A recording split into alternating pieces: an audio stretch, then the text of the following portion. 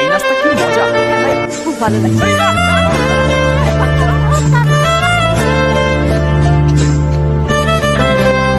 আমরা বোতল এনেছি, এসো এসো, ভালো কাজ করেছো। এবার টাকা দিন। হ্যাঁ এই না, ভাগাভাগি করি। চল গাজর কিনি। হ্যাঁ চল। গাজর নিবেন? হ্যাঁ দিন। বাজারটা খুব ভালো ছিল। হ্যাঁ সত্যি, সবজিগুলো খুব তাজা দেখাচ্ছে।